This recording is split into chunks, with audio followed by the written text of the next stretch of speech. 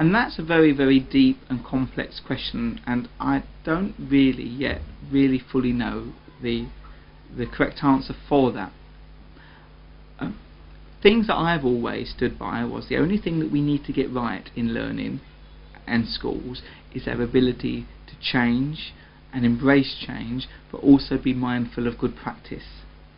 And at the moment I believe that what makes our provision so great is that there's a very, very healthy dialogue between school and currently UEL, and that dialogue helps give our trainees a very good experience. There's so many uncertainties out there in terms of how the curriculum could change, the expectations for academies, autonomy for academies, and all those prerequisites. I just want to be very cautious, very mindful, and really to wait and see, but at the same time having a very healthy dialogue with UEL to make sure that we're meeting all of your expectations. Really, I think academies are new, and I'd be looking really to see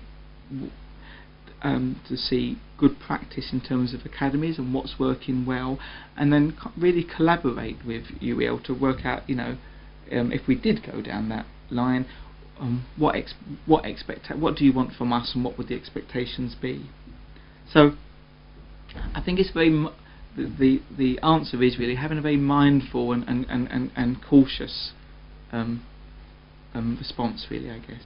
I'm charged with very humbling experience, and that is looking after the leaders and the teachers of the future, and we've got to get that right, and that's something that I don't do very lightly. I work hard to get this provision right, and to empower my staff to get that provision right, and I wouldn't want to just make rash decisions.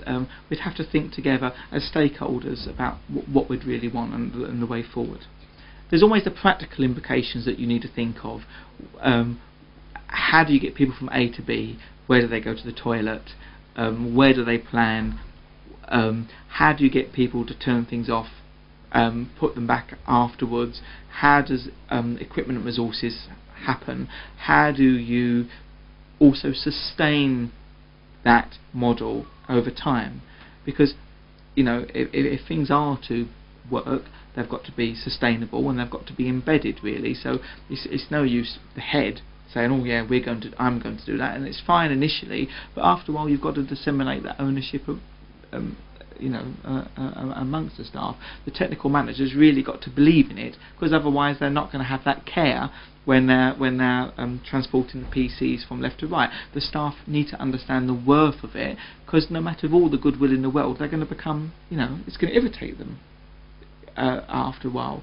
So there's lots of practical things, but then also it's got real big leadership implications. How do you drill down that vision amongst the staff, and how do you get the staff to feel that they own a part of that too?